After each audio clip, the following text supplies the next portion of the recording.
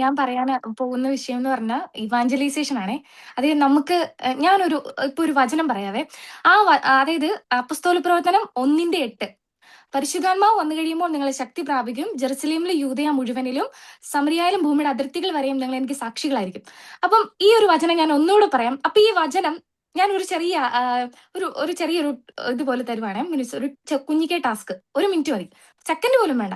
ഈ വചനം പറയുമ്പോൾ ഈ വചനം മാംസം ധരിക്കണമെന്ന് ആഗ്രഹിക്കുന്ന ആൾക്കാർ ഒന്ന് ആമേൻ ഇടണേ. ഒന്ന് ആമേൻ. ഒന്നുകൂടെ ഞാൻ വചനം പറയാം. പരിശുദ്ധ അപ്പസ്തോല പ്രവർത്തനം 1:8. പരിശുദ്ധാത്മാവ് വന്നു കഴിയുമ്പോൾ നിങ്ങൾ ശക്തി പ്രാപിക്കും, ജെറുസലേമിലെ യൂദയ മുഴുവനിലും സമരിയായാലും ഭൂമിയുടെ അതിർത്തികൾ വരെയും നിങ്ങൾ എനിക്ക് സാക്ഷികളായിരിക്കും. ആമേൻ ആമേൻ ആമേൻ. പോരട്ടെ?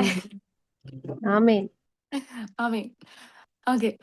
ഇനിയിപ്പം ടൈപ്പ് ചെയ്യാൻ പറ്റിയില്ലെങ്കിലും, ടൈപ്പ് ചെയ്യാൻ എന്തെങ്കിലും ബുദ്ധിമുട്ടുള്ള ആൾക്കാരാണെങ്കിൽ നിങ്ങൾ എന്ത് ചെയ്യണം, ഓരോ വചനം കേൾക്കുമ്പോൾ എന്ത് വചനം, ഇതിപ്പോ നിങ്ങൾ എന്തെങ്കിലും ഒരു കൺവെൻഷൻ സെന്ററിൽ ചെല്ലുവാണെങ്കിലും ഇല്ലെങ്കിൽ നിങ്ങൾ പള്ളിയിൽ കുർബാന സമയത്ത് ആരെങ്കിലും അച്ഛന്മാർ വചനം പറയുമ്പോഴായാലും നമ്മളെല്ലാം മനസ്സിൽ ആമേൻ പറഞ്ഞ് നമ്മൾ സ്വീകരിക്കണം. എല്ലാം ആമേൻ പറഞ്ഞ്, അതായത് എന്താ അപ്രകാരം തന്നെ നമ്മളത് സ്വീകരിക്കുക, നമ്മളത് മനസ്സിൽ നമ്മുടെ ഹൃദയത്തിൽ അത് സ്വീകരിക്കുക. ഇപ്പൊ എന്ത് വചനം ഉണ്ടെങ്കിലും ആമേൻ പറഞ്ഞങ്ങ് സ്വീകരിച്ചോണം കേട്ടോ.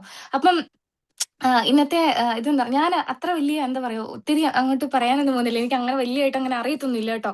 അപ്പം അതായത് നമ്മൾ ശരിക്കും പറഞ്ഞു കഴിഞ്ഞാൽ ബൈബിളിൽ പറയുന്ന ആത്മാവിൽ എളിമയും അനുതാപം ഉണ്ടായിരിക്കും, എന്റെ വചനം കേൾക്കുമ്പോൾ വിറക്കുകയും ചെയ്യുന്നവരെയാണ് ഞാൻ കടാക്ഷിക്കുന്നത്. അപ്പൊ നമ്മൾ ശരിക്കും പറഞ്ഞു കഴിഞ്ഞാൽ ആദ്യം പരിശുദ്ധാത്മാവിനെ സ്വീകരിക്കാൻ, അല്ലെങ്കിൽ ഈശോനെ നമുക്ക് സ്വീകരിക്കാൻ, ഈശോനെ നമുക്ക് പ്രഘോഷിക്കാൻ, ഇങ്ങനെയൊക്കെ ആഗ്രഹം നമുക്ക് നമ്മളിൽ ഒത്തിരി ആഗ്രഹം ഉണ്ടായിരിക്കും. പക്ഷെ അതിനു മുമ്പ് നമ്മൾ ആഗ്രഹിക്കേണ്ട എന്നാന്നറിയാവോ, നമ്മുടെ ഉള്ളിൽ എളിമ നിറയണം. നമ്മുടെ ഉള്ളിൽ എളിമ എന്ന് പറയുന്നത്, അതായത് വിശുദ്ധി.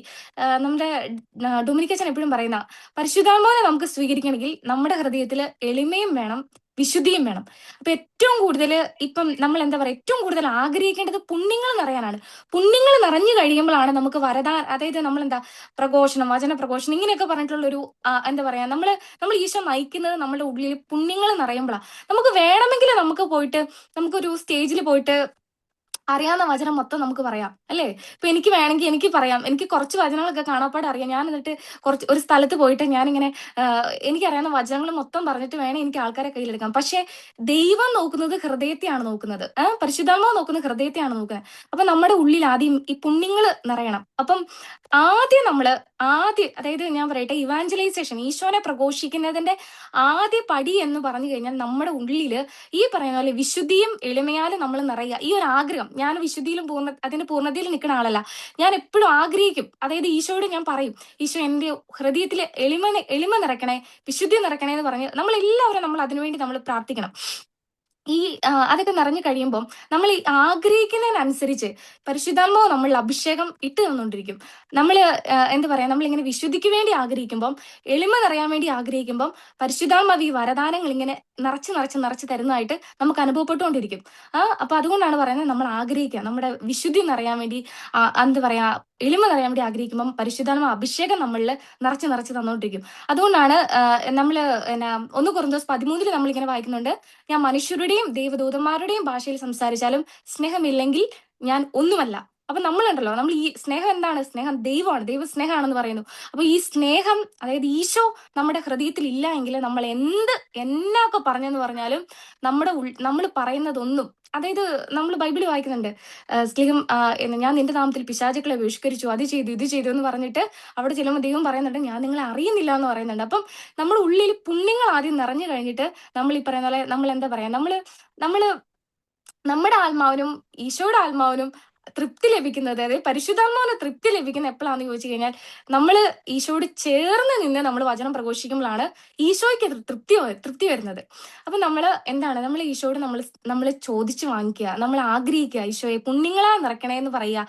അതിനുശേഷം നമ്മൾ പുണ്യങ്ങളാ നിറച്ചുകൊണ്ടിരിക്കുന്ന സമയത്ത് നമ്മളിലേക്ക് അഭിഷേകം വർഷിച്ചുകൊണ്ട്, പരിശുദ്ധാത്മാവ് വർഷിച്ചുകൊണ്ടേയിരിക്കും.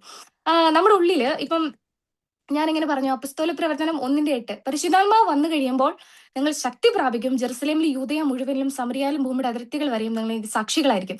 അപ്പൊ നമ്മൾ ആയിരിക്കുന്ന സ്ഥലത്ത്, അല്ലെങ്കിൽ അവിടുന്ന്, അല്ലെങ്കിൽ ഇപ്പൊ ഈ നന്മവരം ചാനലിലൂടെയൊക്കെ നമ്മൾ എന്താ സെഷൻസ് ഒക്കെ കൊടുക്കുന്നില്ലേ, ഷെയറിംഗ് ഒക്കെ കൊടുക്കുന്നില്ലേ, അത് എത്രയോ രാജ്യങ്ങളിൽ എത്തണേ അതിർത്തികൾ ഭേദിച്ച് ഈശോനെ പറയുന്നത് നമ്മുടെ സൗണ്ട് എന്ന് പറഞ്ഞു കഴിഞ്ഞാൽ ഈശോയെ പറ്റി നമ്മൾ പറയുന്നത് അതിർത്തികൾ ഭേദിച്ചെത്തുക. ഓരോ രാജ്യങ്ങളുടെ അതിർത്തികൾ ഭേദിച്ച് കടന്ന് ഈശോനെ പറ്റി നമ്മൾ പറയുന്നത് എത്തുക. അപ്പൊ നമ്മൾ ഈശോയിലുള്ള സ്നേഹത്തിൽ നമ്മൾ നിറഞ്ഞു കഴിയുമ്പം പിന്നെ ഈശോ നമ്മളെ എടുത്ത് അങ്ങ് ഉപയോഗിക്കാൻ തുടങ്ങും. നമ്മളറിയാതെ ഈശോ നമ്മളെ എടുത്ത് ഉപയോഗിക്കാൻ തുടങ്ങും. നമ്മുടെ ഉള്ളിൽ നിറയേണ്ടത് ഈ ഒരു ആഗ്രഹമാണ്. എന്റെ ഈശോനെ പറ്റി ഞാൻ പറയുന്ന കാര്യങ്ങൾ ലോകത്തിന്റെ അതിർത്തികൾ വരെ എത്തണം. അതാണ് അപ്പസ്തോല പ്രവർത്തനം 13:47 ഇങ്ങനെ പറയുന്നത്. ഭൂമിയുടെ അതിർത്തികൾ വരെ രക്ഷ പ്രാപിക്കേണ്ടതിന് വിജാതിയർക്ക് ഒരു ദൈവമായി അവിടെ നിന്നെ സ്ഥാപിച്ചിരിക്കുന്നു. അതായത് ഈശോ നമ്മളെ അയക്കുന്നത് ലോകം മുഴുവനിലേക്കുമാണ്. ഈശോ 12 സ്ലീഹന്മാരെയും ലോകം മുഴുവനിലേക്കുമാണ് അയച്ചത്. അല്ലാണ്ട് അവിടെ ഒരു സ്ഥലത്ത് എന്നിട്ട് വേറെ സ്ഥലത്തോട്ട് പോകല്, അല്ലെങ്കിൽ അവിടെ തന്നെ സുവിശേഷം പ്രഘോഷിക്കാന്ന് പറഞ്ഞല്ല അയച്ചത്. ലോകത്തിന്റെ അതിർത്തികളിലേക്കാണ് ഈശോ അയച്ചത്. ഇതുപോലെ തന്നെ നമ്മളെ അയക്കുന്നത് ഈശോ ലോകത്തിന്റെ അതിർത്തികളിലേക്കാണ് ഈശോ അയക്കുന്നത്. അതാണ് ഈ യേശയ്യ 55:5 ഇങ്ങനെ നമ്മൾ വായിക്കുന്നുണ്ട്. നിനക്ക് അജ്ഞാതമായ ജനതകളെ നീ വിളിച്ചുകൂട്ടും, നിന്നെ അറിയാത്ത ജനതകൾ നിന്റെ അടുക്കൽ ഓടിക്കൂടും, നിന്റെ ദൈവമായ കർത്താവ് ഇസ്രായേലിന്റെ പരിശുദ്ധൻ നിന്നെ മഹത്വപ്പെടുത്തിയിരിക്കുന്നു.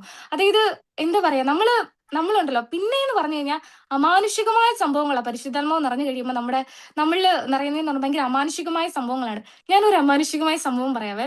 അതായത് ഞാനാണെങ്കിൽ കഴിഞ്ഞ പ്രാവശ്യം ഏതോ ഒരു മീറ്റിങ്ങിന്റെ സമയത്ത് ഞാനത് പറഞ്ഞതാണ്. ഞാനത് ഒന്നുകൂടെ പറയാം.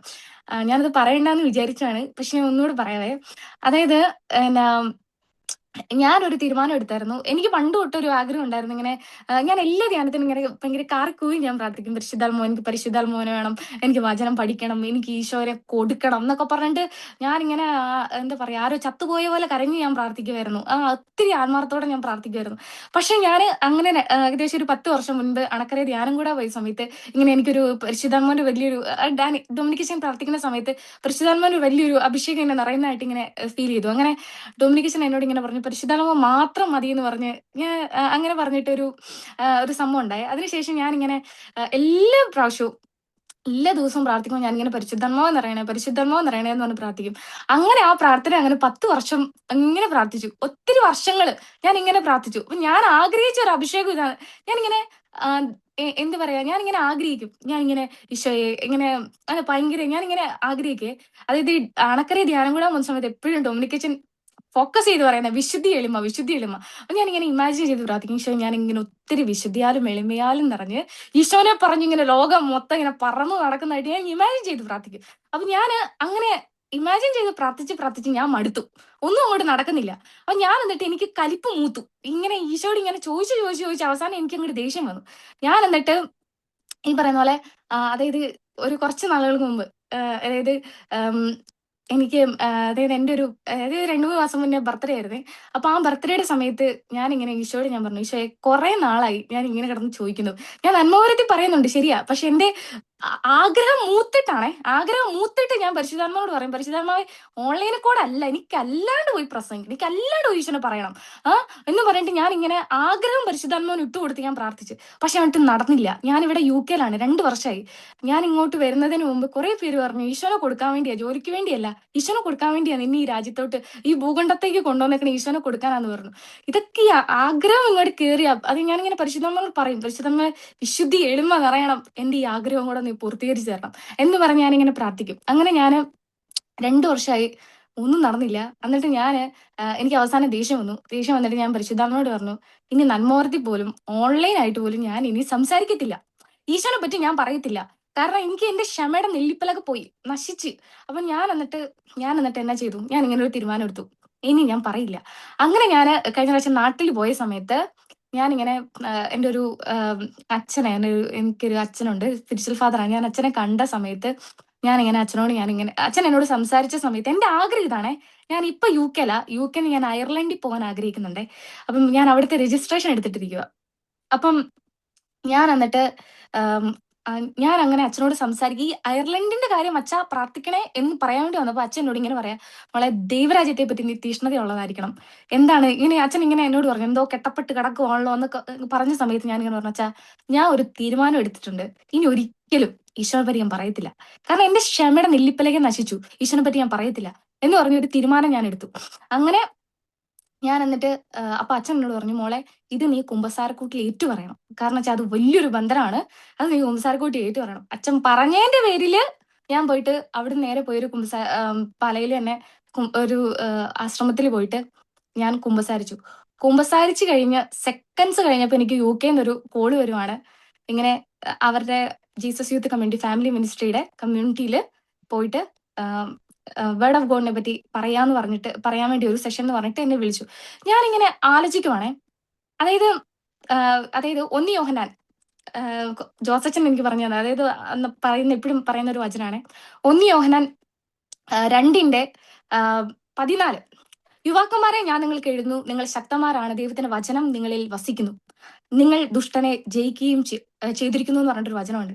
ശരിക്കും പറഞ്ഞു കഴിഞ്ഞുണ്ടല്ലോ, നമ്മുടെ ഹൃദയത്തിൽ പരിശുദ്ധാത്മാവ് വചനം തന്നിട്ടുണ്ടെങ്കിൽ പിന്നെ ആരാ? നമ്മൾ ശക്തന്മാരാണ്. അപ്പൊ നമ്മൾ ഈ ഒരു ചിന്ത ഇല്ലാതെ വരുമ്പോൾ എന്താണ്? നമ്മൾ നമ്മളെ തന്നെ നിരാശയിലേക്ക് കൊണ്ടുവരും. ഈ ചിന്ത നശിക്കുമ്പോഴാണ് അതായത് നമ്മൾ ശക്തന്മാരാണ് എന്ന് പറയുന്ന ഒരു ചിന്ത നശിച്ചു കഴിയുമ്പോഴാണ് നമ്മൾ ചിന്തിക്കുന്നത്, നമ്മളെ കൊണ്ട് ഒരു പ്രയോജനവും ഇല്ല, ഈ ലോകത്ത് നമ്മളൊരു ഭയങ്കര ഒരു അട്ടർ വേസ്റ്റ് ആണെന്ന് പറഞ്ഞിട്ട് ഒരു സാധനം നമ്മുടെ ഇതിലേക്ക് പിശാച് ഇങ്ങനെ ഇട്ടിട്ട് തരും. അത് നമ്മുടെ വിശ്വാസം കുറയുന്നതിനനുസരിച്ച് പിശാച് നമ്മളിൽ ഇങ്ങനെ ചിന്ത ഇങ്ങനെ തന്നുകൊണ്ടേയിരിക്കും. അപ്പം ഞാൻ എന്നാ ചെയ്തു, ഞാനിങ്ങനെ അപ്പം കുമ്പസാരം കഴിഞ്ഞ ഉടനെ അല്ലേ ഇവരെന്നോട് പറഞ്ഞേ. ഞാൻ എന്നിട്ട് എനിക്ക് ഭയങ്കര ആ കെട്ട് അവിടെ അഴിഞ്ഞു, കുമ്പസാരക്കൂട്ടിൽ ആ കെട്ട് അങ്ങോട്ട് അഴിഞ്ഞു. എന്നിട്ട് ഞാൻ എന്നാ ചെയ്തു, ഞാൻ പറയാന്ന് പറഞ്ഞു, ഞാൻ പറയാന്ന് പറഞ്ഞു. പക്ഷെ ഞാൻ പ്രിപ്പയർ ചെയ്തില്ല. അന്നും ഇന്നും ഞാൻ പലയിലായിരുന്ന സമയത്തും ആരെയും എന്നെ GC എന്നേലും ഒക്കെ സമയനായി. എനിക്കിനി 5 മിനിറ്റ് കൂടെ ഉള്ളു അല്ലേ? ഓക്കെ, ഞാൻ പെട്ടെന്ന് പറയാം. ഓക്കെ, അപ്പൊ ഞാനിങ്ങനെ അവരോട് ഞാൻ പറഞ്ഞു, പറയാന്ന് പറഞ്ഞു. അതിനുശേഷം ഞാൻ ഈ ലൂക്ക 12:12 എന്റെ എല്ലാ സമയം കിട്ടുമ്പോഴും ഞാനിത് പറഞ്ഞ് പ്രാർത്ഥിക്കും. കാരണം എനിക്ക് പരിശുദ്ധാത്മാവ് തന്നൊരു ബോധ്യമുണ്ട്, നമ്മൾ ഈശോനെ പറ്റി പറയാൻ പോകുന്നു എന്നൊരു തീരുമാനം എടുക്കുന്ന സമയത്ത് നമ്മൾ ഈശോയ്ക്ക് കൊടുക്കേണ്ട ഒരു വാക്കുണ്ട്, ഈശോയെ ഞാനല്ല നീയാണ് സംസാരിക്കുന്നത്. അതുകൊണ്ട് ഈശോയെ ഞാനല്ല എന്ന് വെച്ചാൽ ഈശോയോട് പറയണം, ഈശോയെ ഞാൻ വെറും ഉപകരണമാണ്. ഫ്രാൻസിസ് അസീസി പറഞ്ഞു, എന്നെ ഞങ്ങളുടെ സമാധാനത്തിന് ഉപകരണമാക്കണേ എന്ന് പറഞ്ഞ പോലെ നമ്മൾ ഈശോയോട് പറയണം, ഈശോയെ എന്നെ നിന്റെ സുവിശേഷ പ്രഘോഷണത്തിന് ഉപകരണമാക്കണേ. നമ്മൾ വെറും ഉപകരണം മാത്രമാണ്. അപ്പൊ ഞാനിങ്ങനെ ഈശോയോട് പറഞ്ഞു, ഈശോ എന്നെ നീ എടുത്ത് ഉപയോഗിക്കണം. എന്നിട്ട് ഞാൻ ഈ ലൂക്ക 12:12 എടുത്ത് പറഞ്ഞുകൊണ്ടേയിരുന്നു. എന്താണ് പറയേണ്ടതെന്ന് ആ സമയത്ത് പരിശുദ്ധാത്മാവ് നിന്നെ പഠിപ്പിക്കും. ഈ വചനം ഞാനിങ്ങനെ കണ്ടിന്യൂസ് പറഞ്ഞുകൊണ്ടിരുന്നു, ഒത്തിരി ജപമാല ചൊല്ലി പ്രാർത്ഥിച്ച്. അങ്ങനെ ഞാൻ അവിടെ ചെന്ന സമയത്ത് എനിക്കറിയത്തില്ലാത്തൊരു സ്ഥലമാണ്. അപ്പൊ ഞാനിങ്ങനെ ആലോചിക്കുകയാണെ, ഈ വചനം മാംസം ധരിക്കുന്നത് ഞാനിങ്ങനെ ആലോചിക്കുകയാണ്. ഇത്ര മുന്നേ ഒരു വചനം പറഞ്ഞു, ഏഷ്യ 55:5. ഞാൻ സ്പീഡിൽ പറയുകയാണ്, പെട്ടെന്ന് തീർക്കാം. ഏഷ്യ 55:5. നിനക്ക് അജ്ഞാതമായ ജനതകളെ നീ വിളിച്ചു കൂട്ടും, നിന്നറിയാത്ത ജനതകൾ നിന്റെ അടുക്കൽ ഓടിക്കൂടും. അപ്പൊ ഞാനിങ്ങനെ അവിടെ ചെന്നു കഴിഞ്ഞിട്ട് എനിക്ക് ഒരു മനുഷ്യൻ അറിയത്തില്ല. ഞാൻ അവിടെ പുതിയൊരു സ്ഥലത്ത് ഇവിടുന്ന് ഒരു 2-3 മണിക്കൂർ യാത്ര ചെയ്ത് ഞാൻ അവിടെ ചെന്നു. പക്ഷെ ഞാൻ ഒരു കാര്യം പറയാം, അതായത് ഇങ്ങനെ പരിശുദ്ധാത്മാവ് ആ ഹാളിക്കൂടി ഇങ്ങനെ ഭയങ്കര പാറി പറന്ന് നടക്കായിരുന്നു. അത് ശരിക്കും പറഞ്ഞാൽ ഞാൻ പണ്ട് ഇങ്ങനെ ഞാൻ ഇങ്ങനെ ഇമാജിൻ ചെയ്ത് ഇങ്ങനെ പ്രാർത്ഥിക്കും. എന്നാന്നറിയോ, പറന്ന് നടക്കുന്ന ഒരു പ്രാവ്, ആ പ്രാവിനെ ഞാൻ എന്റെ കൂട്ടിനകത്തോട്ട് ഇങ്ങനെ അതിന്റെ പുറകെ നടന്ന് പിടിച്ച് ഞാൻ എന്റെ കൂട്ടിനകത്തോട്ട് ഇട്ടു. എന്നിട്ട് ഞാൻ അതിനെ ഇങ്ങനെ താലോലിച്ച് വളർത്തുക. പിന്നെ അത് പറന്നു പോകത്തില്ല. അതിങ്ങനെ എന്റെ ചുറ്റിനും ഇങ്ങനെ പറന്ന് നടക്കും. ചില നമ്മൾ വീഡിയോസ് ഒക്കെ കാണുമ്പോൾ കാണാമല്ലേ, പക്ഷികളെ താലോലിച്ച് വളർത്തുന്ന പക്ഷി അതിനെ പറന്നു വിട്ടാലും ചുറ്റിനും പറന്ന് നടന്നിട്ട് നമ്മുടെ അടുത്തോട്ട് തന്നെ വരും. അപ്പൊ ഞാനിങ്ങനെ പരിശുദ്ധാത്മാവ് പരിശുദ്ധാത്മാവിന്റെ പ്രതീക. ഞാനിങ്ങനെ ഇമാജിൻ ചെയ്ത് പ്രാർത്ഥിക്കും, പരിശുദ്ധാത്മാവിനെ ഞാനിങ്ങനെ ഒരു കൂട്ടിനകത്തിട്ട് ഇങ്ങനെ താലോലിച്ച് വളർത്തുന്നു. പിന്നെ ഞാൻ ഇടയ്ക്ക് തുറന്നു വിടുന്നു, ചുറ്റിനും ഇങ്ങനെ പറന്നു നടക്കുന്നു. പരിശുദ്ധാത്മാവിന്റെ സാന്നിധ്യം നഷ്ടപ്പെടുന്നില്ല. അപ്പൊ ഞാനിങ്ങനെ അന്ന് ഈ നോർത്താംപ്ടൺ എന്ന് പറഞ്ഞ സ്ഥലത്തായിരുന്നേ. അപ്പൊ ആക്ച്വലി ഞാൻ ഇവിടെ പറഞ്ഞുകൊണ്ടിരുന്ന സമയത്ത് എനിക്ക് സെഷൻ 30 മിനിറ്റ് ആയിരുന്നു. അപ്പൊ ഞാനിങ്ങനെ പറഞ്ഞ സമയത്ത് അവരെന്നോട് പറഞ്ഞു, മീൻസ് ഞാനിങ്ങനെ ചോദിക്കുന്നുണ്ട് തീർന്നോന്ന്. അപ്പൊ കാരണം വെച്ചാൽ എനിക്ക് ആ സമയത്ത് എന്തിങ്ങനെ നമ്മളിങ്ങനെ തമാശക്ക് പറയില്ലേ, ബാധ കയറി എന്നൊക്കെ പറയുന്ന പോലെ ഇതുപോലെ എന്തോ ഇങ്ങനെ ഇങ്ങോട്ട് കയറുന്ന പോലെ ഒരു ഫീൽ എനിക്ക്. അപ്പൊ ഞാൻ എന്നിട്ട് അവരെന്നോട് പറഞ്ഞു, ഇല്ലല്ലേ സമയമായില്ല എന്ന് പറഞ്ഞു. ഏകദേശം 1.25 മണിക്കൂർ പരിശുദ്ധാത്മാവ് എന്നെ ഇട്ട് അങ്ങോട്ട് ഞാൻ ചുമ്മാ നിന്നു കൊടുത്തോളെ. പരിശുദ്ധാത്മാവ് എന്നെ അങ്ങനെ ഭയങ്കരമായിട്ട് അങ്ങ് യൂസ് ചെയ്തു. ഞാനിങ്ങനെ ചിന്തിക്കരുത്, അതായത് ഞാൻ പറയുന്ന സമയത്ത് പരിശുദ്ധാത്മാവ് ഇങ്ങനെ പറന്ന് നടക്കുന്ന പോലെ മീൻസ് എനിക്ക് ഭയങ്കരമായിട്ടൊരു ഫീൽ ഉണ്ടായി. ഞാൻ എന്റെ സമയം 2 മിനിറ്റ് കൂടെ ഉണ്ട്. ഓക്കെ, അപ്പൊ ഞാനിങ്ങനെ നിങ്ങളോട് ഉദ്ദേശിക്കുന്ന കാര്യം ഇത്രയുള്ളേ. നമ്മുടെ ആഗ്രഹം ഈശോനെ കൊടുക്കണം എന്ന് പറയുന്ന ഒരു ആഗ്രഹം, ഈ ഒരു ആഗ്രഹം നമ്മൾ ഈശോക്ക് ഇട്ട് കൊടുക്കുമ്പോണ്ടല്ലോ, ഈശോ അത് ഭയങ്കരമായിട്ട് എന്താ പറയാ, നമ്മളത് ആ ആഗ്രഹത്തെ അഭിഷേകമാക്കി മാറ്റുവേ. ഈ അതായത് 1 യോഹന്നാൻ 2:27 ഒരു വചനമുണ്ട്, അവന്റെ അഭിഷേകം എല്ലാ കാര്യങ്ങളെ കുറിച്ച് നിങ്ങളെ പഠിപ്പിക്കും. അതായത് ഈ പരിശുദ്ധാത്മാവ് നമ്മളെ ഭയങ്കരമായിട്ട് എടുത്തങ്ങ്, അത് ഒറ്റ കാര്യമുള്ളൂ, ഈശോനെ പറ്റി പറയാൻ പോകുന്ന സമയത്ത് ഒന്നുമല്ല എന്ന് പറഞ്ഞ് ഈശോയുടെ അടുത്തങ്ങ് പറഞ്ഞേക്കണം. അല്ലാണ്ട് നമ്മൾ ഇപ്പൊ ഞാൻ ഇങ്ങനെ ഈശോയുടെ അടുത്ത് പറയാ, ഈശോ എന്നാ പിന്നെ എനിക്ക് കുറച്ച് വചനങ്ങളൊക്കെ അറിയാം, അത് വെച്ച് ഞാൻ അങ്ങോട്ട് കാച്ചു പറയാൻ പറ്റില്ല. കാരണം എന്താണെന്നറിയോ, ഈ വചനം ഈ ചുമ്മാ ഇങ്ങനെ ഞാൻ പറയുന്ന കാര്യം, എന്താ പറയാ, ഒരു വചനം ഞാൻ പറയുക, എന്റെ ബോധത്തിൽ നിന്നും എന്റെ കഴിവിൽ നിന്നും ഞാൻ ഈശോയെ പറ്റി പറയാ. പക്ഷെ പരിശുദ്ധാത്മാവിനെ കൂട്ടുപിടിച്ചാണ് ഞാൻ പറയുന്നെങ്കിൽ ആ വചനം ഹൃദയം തുളച്ചു കയറും. ആ വചനത്തിന് ഇരുതല വളരെക്കാൾ മൂർച്ചയുണ്ടാവും. പക്ഷെ ഞാനൊരു വചനം ചുമ്മാ എന്റെ കഴിവിൽ നിന്നും പറയാണ്, എന്നിട്ട് ഞാൻ ഈ ആൾക്കാരിലേക്ക് ഞാൻ ഇട്ട് കൊടുക്കുവാണെങ്കിൽ അവിടെ പ്രവർത്തിക്കുന്ന എന്റെ കഴിവാ, അവിടെ പ്രവർത്തിക്കുന്ന എന്റെ പരിശുദ്ധാത്മാവല്ല. അപ്പൊ അതുകൊണ്ട് നമ്മൾ പൂർണ്ണമായിട്ടും ഈശോയ്ക്ക് വിട്ടുകൊടുക്കുക. ഈശോയ്ക്ക് വിട്ടുകൊടുത്തുകൊണ്ട് നമ്മുടെ ആഗ്രഹങ്ങളെ നമ്മൾ സമർപ്പിക്കുക. പിന്നെ ഒത്തിരി ആഗ്രഹിക്കണം. ഞാൻ എപ്പോഴും പറയും, അതായത് ഞാൻ എപ്പോഴും ആഗ്രഹിക്കുന്ന ഒരു കാര്യമാണ്. ആരാ ചുമച്ചു? സമയം തീർന്നോ? ഒരു മിനിറ്റ് കൂടെ ഉണ്ട്. ഓക്കെ.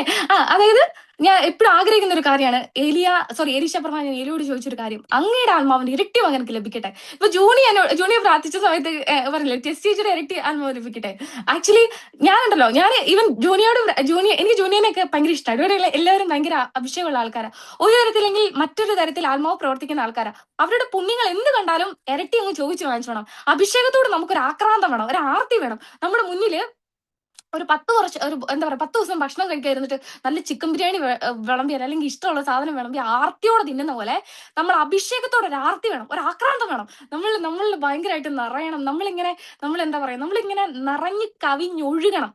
എന്താ പറയാ, ഇപ്പം നമ്മൾ പറഞ്ഞില്ലേ, ജൂനിയർ കുറച്ചു മുന്നേ പറഞ്ഞില്ലേ, ഒരു നമ്മൾ ഇതിന് ബൈബിളിലും കാണുന്നുണ്ട്, ആ എണ്ണ പകരുന്ന ആ ഒരു സീനിൽ കാണുന്നുണ്ട്.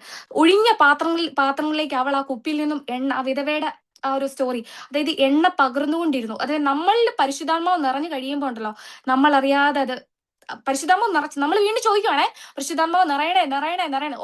നമ്മൾ ചിലപ്പോൾ നിറഞ്ഞിരിക്കായിരിക്കും, പക്ഷെ വീണ്ടും നമ്മൾ പ്രാർത്ഥിക്കാം, നിറയണേ നിറയണേ. ഈ നിറഞ്ഞ സാധനം ഇങ്ങനെ കവിഞ്ഞൊഴുകിക്കൊണ്ടേയിരിക്കും, അനേകരിലേക്ക് അത് ഒഴുകിക്കൊണ്ടിരിക്കും. അപ്പൊ നമ്മൾ ഈ പ്രാർത്ഥന നമ്മൾ നിർത്തരുത്. നമ്മൾ എപ്പോഴും ഓരോ നിമിഷവും പരിശുദ്ധാത്മാവ് നിറയണേ നിറയണേ നിറയണേ. നിറഞ്ഞാലേ ഉള്ളൂ കവിഞ്ഞൊഴുകത്തുള്ളൂ. നമ്മുടെ പ്രാർത്ഥന ഒരിക്കലും നിർത്തരുത്. ഇനിയിപ്പം നിറയുന്നില്ലെങ്കിൽ അത് അവിടെ നിൽക്കത്തുള്ളൂ, അത് കവിഞ്ഞൊഴുകത്തില്ല. ഓക്കെ, നമ്മൾ ഇത് കാണായിരിക്കും, നമ്മൾ ആത്മാവ് പ്രവർത്തിക്കേണ്ടായിരിക്കും, നമ്മൾ പ്രാർത്ഥിക്കുന്നുണ്ടായിരിക്കും, നമ്മൾ ഈശോയെ സ്നേഹിക്കുന്നുണ്ടായിരിക്കും. പക്ഷെ കവിഞ്ഞൊഴുകുന്നില്ലെങ്കിൽ അതിന് പ്രയോജനമില്ല. അതാണ് വചനം എന്ന് പറയുന്ന ഒരു സാധനം, അഭിഷേകം എന്ന് പറയുന്ന ഒരു സാധനം, പരിശുദ്ധാത്മാവ്, ഈ ദൈവവചന പ്രഘോഷണം എന്ന് പറയുന്ന ഒരു സാധനം ഉണ്ടല്ലോ, കവിഞ്ഞൊഴുകിയാൽ മാത്രമേ ഉള്ളൂ അവിടെ പരിശുദ്ധാത്മാവ് പ്രവർത്തിക്കത്തുള്ളൂ. സോ നമ്മൾ എപ്പോഴും ഈ ഒരു ആഗ്രഹം പരിശുദ്ധാത്മാവോട് ചോദിക്കണം, പരിശുദ്ധാത്മാവെ അഭിഷേകം എന്നിൽ നിറഞ്ഞ് കവിഞ്ഞൊഴുകണേ എന്ന് പറയുന്ന ഒരു കാര്യം നമ്മൾ പ്രാർത്ഥിക്കണം. എന്നിട്ട് നമ്മൾ സുവിശേഷ പ്രഘോഷണത്തിന് ഇറങ്ങുക. ഈശോയ്ക്ക് വേണ്ടി ആത്മാക്കളെ നേടാനുള്ള വലിയൊരു ദാഹം. ഞാൻ എന്നാത്തിനെ പറ്റിയൊക്കെ ഇപ്പൊ പറഞ്ഞത് എനിക്ക് അറിയത്തില്ല. ഒരു കാര്യം ഞാൻ പറയാം, ഈശോയെ പറ്റി, ഈശോനെ കൊടുക്കുക എന്ന് പറയുന്ന ഒരു ആഗ്രഹം നമ്മുടെ ഉള്ളിൽ ഉണ്ട് എങ്കിൽ ഒരു സ്ഥലത്ത് പോയില്ലെങ്കിലും ഇവിടെ ഒരു ഒറ്റ മുറിയിലിരുന്ന് കൊച്ചുത്രേസ്യയെ പ്രാർത്ഥിച്ചതുപോലെ ഒറ്റ മുറിയിലിരുന്ന് പ്രാർത്ഥിച്ചാലും ആ പ്രാർത്ഥന ലോകത്തിന്റെ അതിർത്തികൾ വരെ എത്തും. അതൊരു വലിയ സുവിശേഷ പ്രഘോഷണമാണ്. ഒന്നാമത്തെ കാര്യമുള്ളൂ, പരിശുദ്ധാത്മാവ് നിറയാൻ പ്രാർത്ഥിക്കുക, അത്രേ ഉള്ളൂ.